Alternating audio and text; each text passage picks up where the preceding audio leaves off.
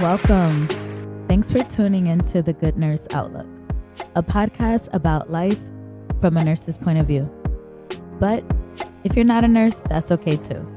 Not only will I discuss things nursing and healthcare related, but everyday matters as well. Honestly, the topics are endless. I'm your host, Nurse Naj. Let's get into it. Welcome back. Welcome to episode 2 of The Good Nurse Outlook. So on today's topic, we're going to talk about imposter syndrome. I'm not sure if you ever heard of it or if you ever had it or you knew someone who had it.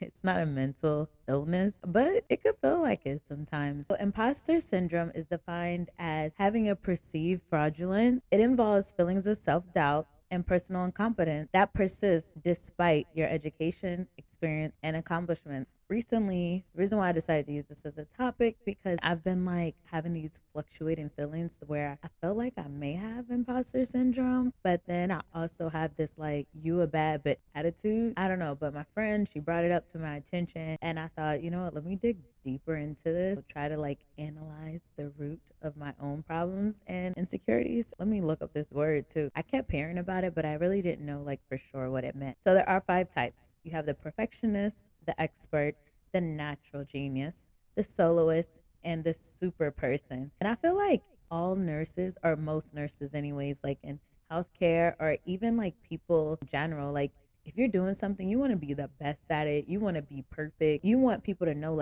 they can come to me for these issues because I know what to do. Some examples are writing off your successes despite praise from others, and you push yourself harder despite those feelings to prove worthiness. So wanting your dream job, but then getting your dream job and feeling like you didn't deserve it, or you worry that maybe you're not good enough. I, for myself, and say that I am very cocky.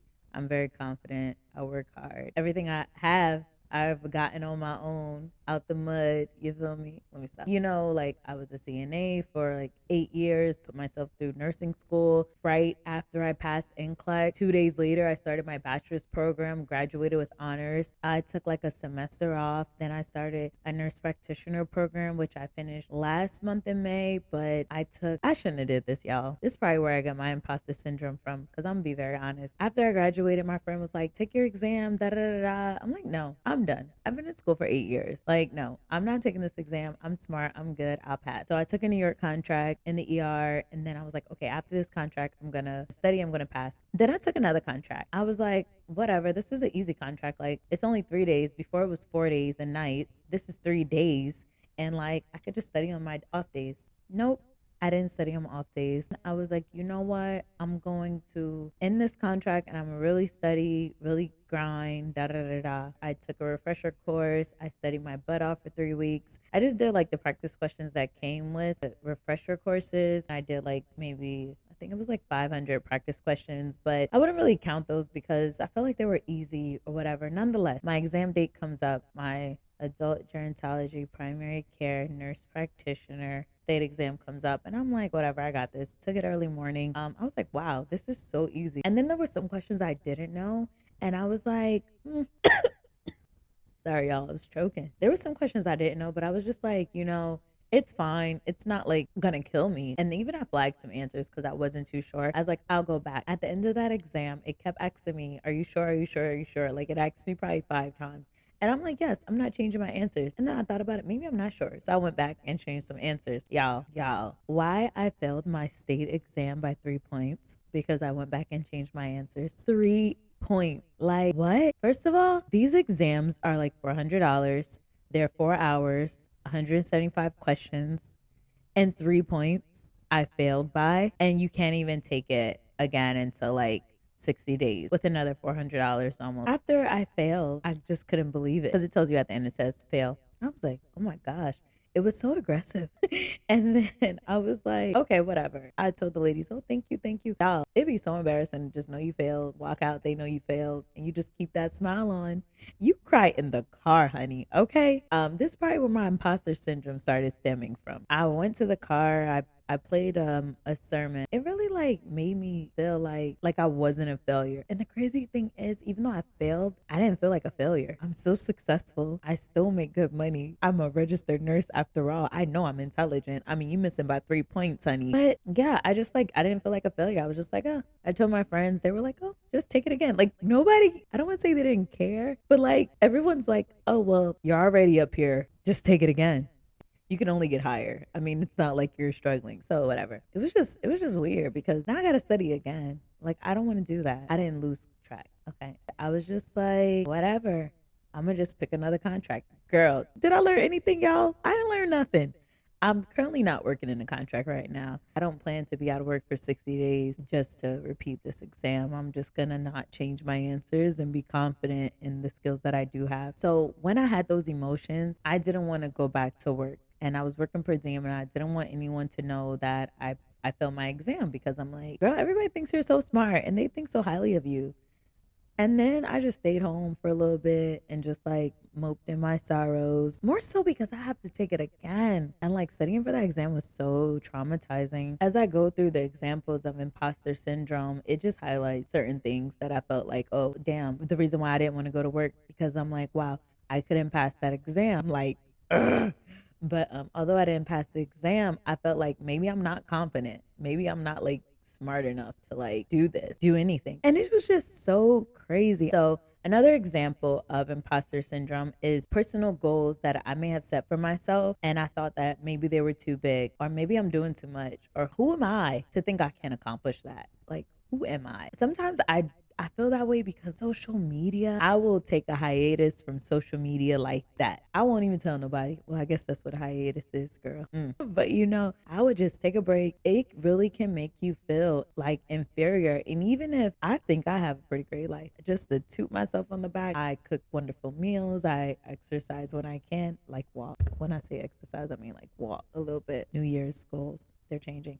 Nonetheless, y'all, I have a whole outline and I'm just jumping all over the place. This is why I need to read from my outline. A lot of that stems from just like social media and I'm gonna make an episode. I'm gonna make an episode about how social media is fake. People know it's fake anyway. People only show their good side. Like me posting about my failure. Why would I do that? Because in life sometimes you fail, but you've learned from your failures and you become a better you. And I'm still balling. I'm terrible. Seriously, certain personal goals, even this podcast, y'all. I had this podcast named since like last year, January, February. Bought all this equipment in last year to start this podcast, and I never started it because I'm like, oh, there's so many nursing podcasts. What do I have to say that's different from what everybody else has to say? And then I'm like, I have a lot to say, and I'm actually very interesting. I work in the ER, and I don't see too many, but I'm also not looking. So if there are ER podcasts out there, shout out to you. Put me on, invite me on. Maybe we could talk about a little bit something. But yeah, I didn't want to start this podcast because it was just like the whole imposter syndrome. Who am I to do it? Who am I to start a podcast? The main point of this is that imposter syndrome can affect anyone, regardless of job or social status, but high achieving individuals often experience imposter syndrome, which is pretty funny, right? Because me, master's degree, black girl. In regards to like maybe I shouldn't be an MP, like I never felt that way. And those skills just stem from me having 13 years in healthcare and working in the emergency department and building the resilience, be confident to look somebody straight in their eye and be like, listen, no arroz, no papaya, no, come on, where my Espanol at? What I be saying to these? No bebé, no comida, no arroz, no papaya, or is it pape? Y'all, I'm working on my Spanish. But anyways, I be looking patients right in the face and be like, your cholesterol is too high, sir. No rice, no potatoes, cut out the corn. And Spanish people love their street corn because I'm half Spanish. But nonetheless, I'm so off topic. Of course, like it makes sense that people who have achieved so much are looking at themselves like, do I really belong here? Like, what is going on? Imposter syndrome can lead to self-condemnation, and some risk factors may be anxiety, depression, frustration, shame, and lack of confidence. A friend shared with me that she was suffering from imposter syndrome. She actually identified it in me, and then she told me that she suffered from it. But I'm like, girl, you're gorgeous. Like, you're smart, you're intelligent. Like, she is so beautiful. Like, I would say her name, but I'm not trying to embarrass her. Then I thought about it, and I'm like, look at me being dismissive. Just because someone is smart beautiful, so gorgeous, all these things. What, she don't have feelings? She's like not entitled to go through things. Sometimes people are very dismissive on people because they want to say like, oh, what are you complaining about? You have this, you have that, you should be grateful. No, you should be able to soak in your sorrows. I don't care. Sometimes people can be too quick to be dismissive, which impedes someone wanting to open up, and then they hold that in. That leads to other things. They probably start drinking, going out to the club, doing good things. Someone does come to you and they're expressing some type of feelings, don't be that person that's like, oh, you'll get through it, or oh, you'll be fine. I know you got, like, oh, don't do that. That, I don't like that. That's imposter syndrome. It's not a mental illness, again, but it has been linked to perfectionism. Just because you may feel like that person, whatever they're complaining about, is so minute, like it doesn't even matter, like there's so much bigger problems going on in the world, don't be like that. Don't be dismissive like that. That's not cute. What are some solutions to imposter syndrome? So on social media, there was a post that stated how an individual would create a photo album of all the good things or positive things that people said about them, and whether it was a screenshot or they get their phone and wrote it in their notes, if it was verbal, they would save all those things and put it in a folder and look at it on like down days. And I actually started that a year ago. If I made like an Instagram post and people said like kind things under it, not like every time I would snap a shot, but maybe like, a day pass and then I'll just open it up and screenshot it and put it in the photo album. Or if someone left a comment on Facebook or text me something really nice, I would save it. And then like if I felt like I was down, depressed, or really not feeling confident enough to push past whatever I was going through, I'll open it up. A favorite one of mine is my doctor friend. He's probably too busy to listen to this podcast, but he was like, "You're a giant." And that meant so much to me because I think the world of him. He's a young Hispanic doctor getting it. I know Maria knows what I'm talking about. The love of my life, child. The love of my life. Just kidding. But yeah, the folder was a really great idea. I mean, I still do it. Another thing I do when I'm leaving a contract, I'll like write down things that people have said about me on that contract. Sometimes when I go to a new facility and I may feel like a little nervous, I just remember like people like, "You're a great IV sticker, you're so helpful, you're a team player," stuff like that. And like positive affirmations really does help. An article by Very Well Mind suggests that you can reduce these feelings of imposter syndrome by talking to friends, family, supportive peers, and mental health professionals. Some tools you can do is assess your abilities, look at your strengths, write down your accomplishments and what you're good at. Don't focus on things being so perfect. Rather, focus on them being done well. And also question your thoughts. Like, why do I feel like I'm not enough? Like, why am I having these thoughts? Where is this stemming from? Say positive affirmations about yourself. I am qualified. I am doing a good job. I know what I'm doing. I know who I am. Evil voices, you will not get to me. I am deserving of all my desires. And stop comparing yourself. That is the craziest. I don't want to say like, oh, I never compare myself. When you compare yourself to other people or what other people's timelines or things that they're doing, it just diminishes your own light inside of you. And why would you want to do that? If you are having feelings of like self-doubt or like you don't feel worth it for yourself, give someone a compliment. Hey, I like your shoes today. Hey, whatever. You will be surprised how that turns your mood around. Like, I know it sounds weird, like, oh, why would I give someone a compliment and I'm not even feeling up? But you will see, like, that'll change your mood. I'm telling you. I give people compliments all the time. I love to give a compliment.